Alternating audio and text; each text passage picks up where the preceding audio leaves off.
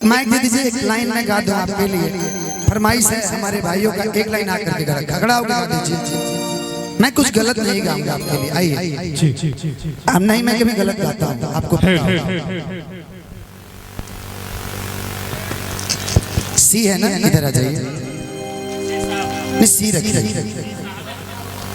अच्छा अच्छा, ठीक ठीक। एक लाइन थोड़ा सा आगे आइए, डरिए मत। आप मेरी छोटी बहन जैसी हैं, ये मैं जरूर कह सकता हूँ। ये लोग ना चढ़े, पक्का देख नहीं, बिल्कुल बिल्कुल चढ़ाएंगे, बिल्कुल बिल्कुल चढ़ाएंगे। और ये नहीं कि आप बहन हैं तो मैं आपको कि केहू कहेबो केहू कहता सनम रसियन लागता। अब माफ कीजिएगा हमको, अब हम थोड़ा अलग दौर में जाने वाले हैं। आज एक हमारे देश के लिए बड़ी क्षति है। अहमदाबाद से एक फ्लाइट उड़ती है एयर इंडिया की, और मात्र 800 मीटर की भी दूरी पे जाती है, तब तक उसका पायलट का मीडे का एक आवाज आता है कि प्लेन जो है खतरे में है। और कुछ ही सेकंड के बाद प्लेन क्रैश होता है। अभी तक जानकारी के मुताबिक मुझे लगता है कि 104, अभी मैं न्यूज देख रहा था जस्ट, 104 लोगों की मृत्यु हो चुकी है। भगवान जो भी अभी लोग अभी तलाश इनका जारी है, मैं तो ऊपर वाले से ही दुआ करूंगा कि जो लोग अभी हैं वो लोग सुरक्षित रहें, यही ऊपर वाले से कामना है। आइए कुछ गीत संगीत।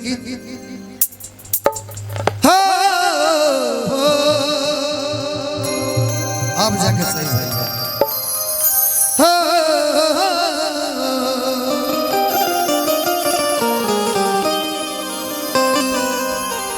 केकर चश्मा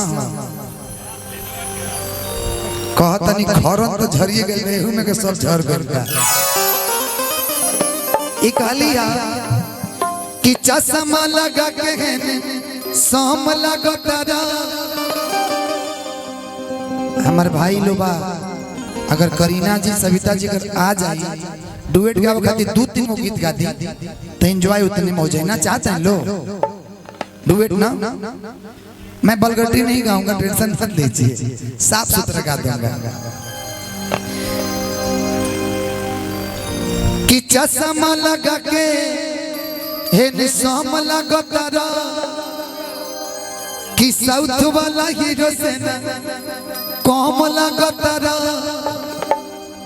कि तोहरे के दिल, ये दोनों जना दिल देता लोग। सियानी जी तो ठीक, मेरी बहुत अच्छी दोस्त है। कि तोहरे के दिल हम देहबे करे जा, तू तो बम लगता। रेडी 1 2 3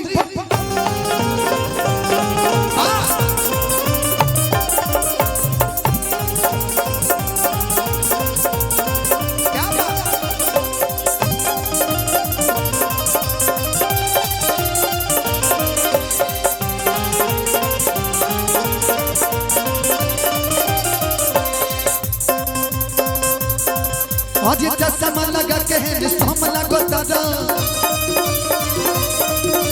साउथ वाला हीरो से न कम लगता। चश्मा लगा के है सोम लगता। साउथ वाला हीरो से न कम लगता। बाबा कि तोहरे के दिल हम देहबे करे जा ना, उ खत्म लगता। तहरा के दिल नहीं देहबे सनम, तू खत्म लगता। प्यार में गद्दारी करबे तोरा मार देबो। कि तोहरे के दिल हम देहबे करे जा, तू तो बम लगता। तोहरे के दिल हम देहबे करे जा, तू तो बम लगता।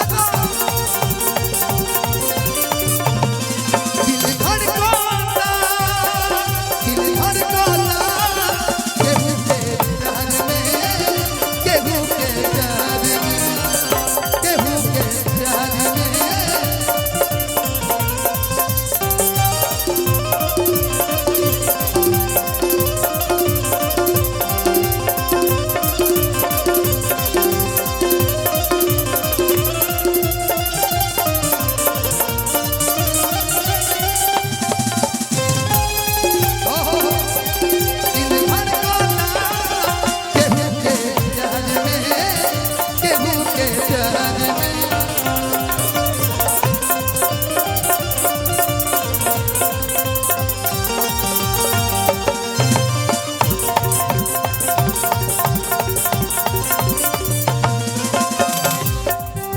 इधर आओ थोड़ा सा बाबा रोक ले रोक जाओ कहली कि राजा हो धीरे धीरे हंस के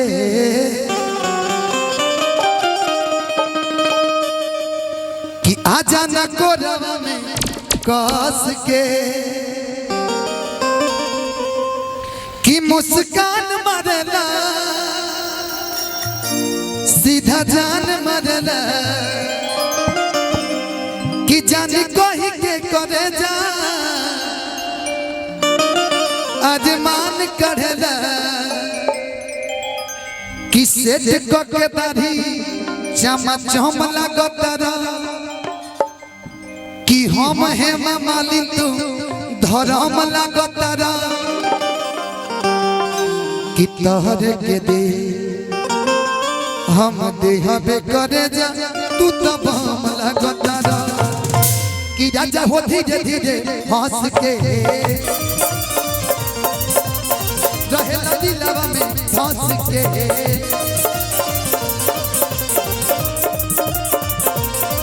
मुस्कान मरला सीधा जान मरला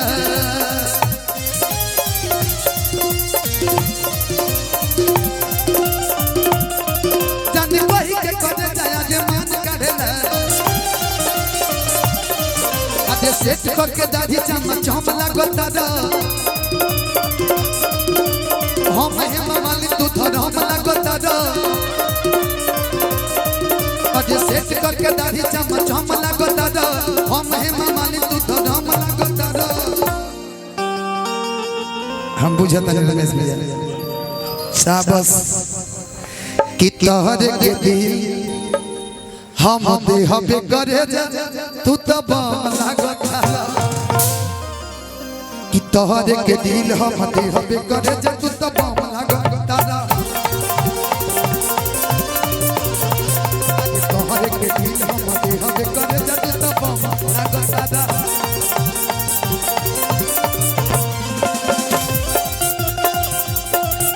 लहदिया लुटाए राजा हम पटाल के चढ़िया लहदिया लुटाए राजा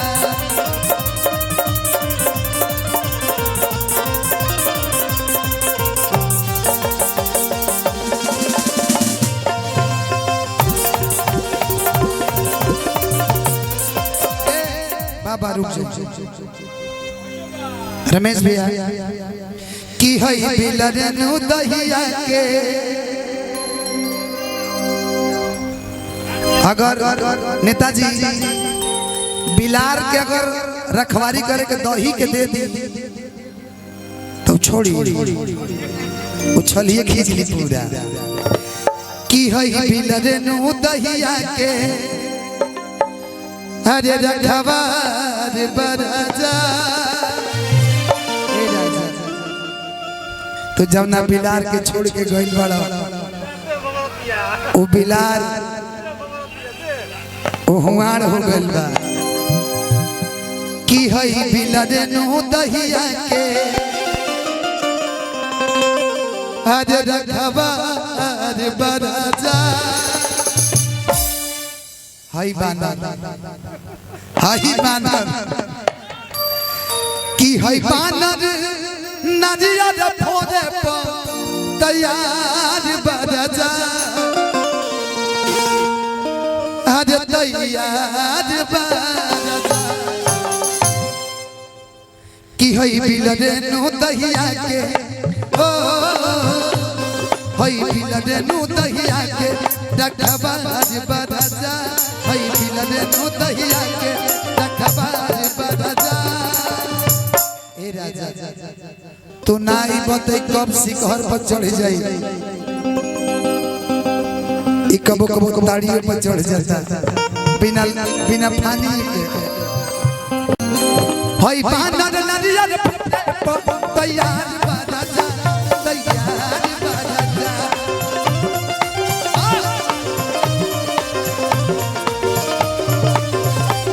सजना घोड़े राजा राजा घोड़े राजा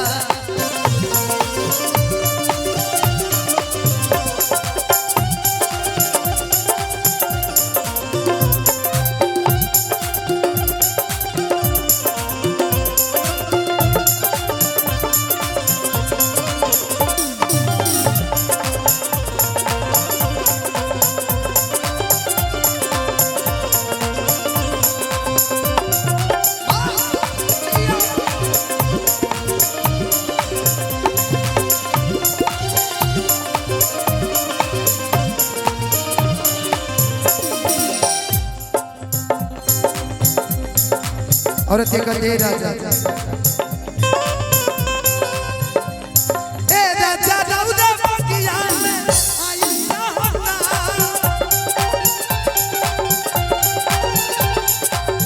जनता हई दाऊद मीठा का फलवा तो खाई जा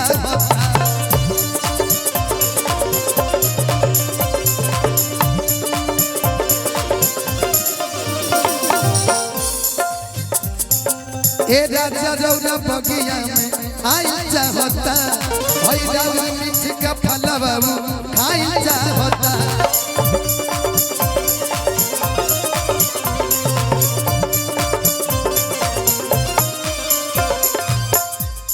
ए हुस्न के कोठी के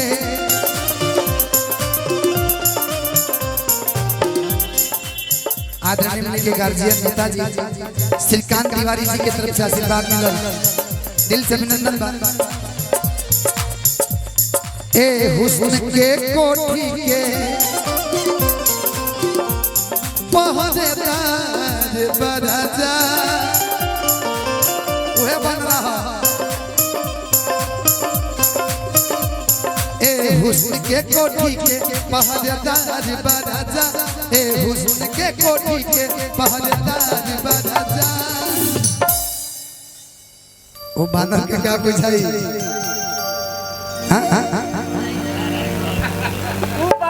ऊ बानर आदि के सवाल बानर का जाने ए हुस्न के कोठी के पहरेदार बराजा हई बानर नरियर फोरे दैया बराजा दैया बराजा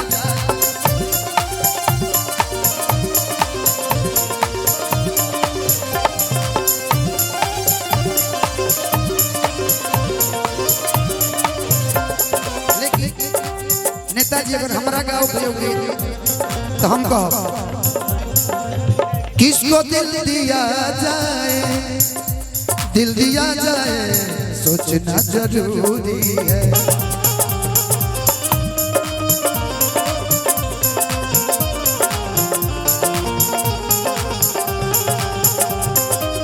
किसको दिल दिया जाए सोचना जरूरी है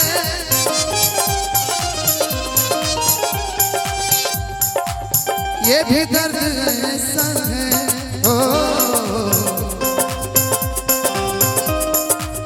किसको दिल दिया जाए सोचना जरूरी है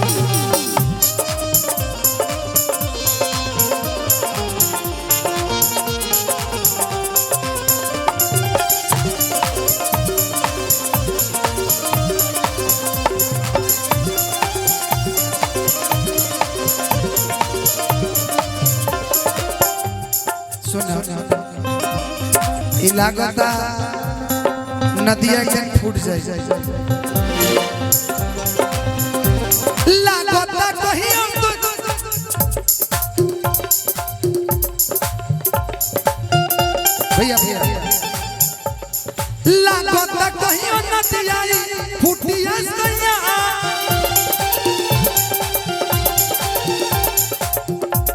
बिल देख के भागी सिकहर कहियो टूटिए सैया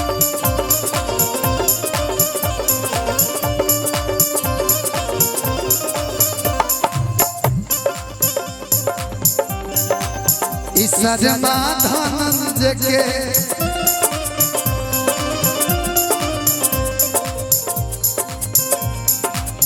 सरमा धनंज के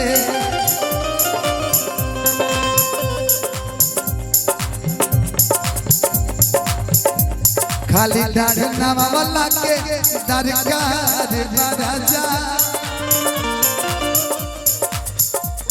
कि खाली डाढ़ नवाला के अरे दरकार महाराजा हई बानर कि हई बानर नदिया फोड़े पो तैयार महाराजा तैयार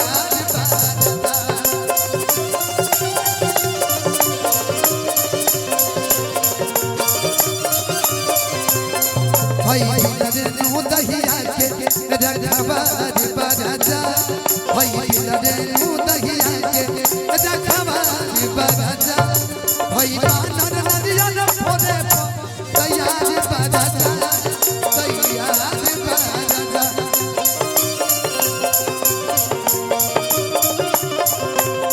भाई बानर नरियल फोड़े तैयार बाजा तैयार बाजा।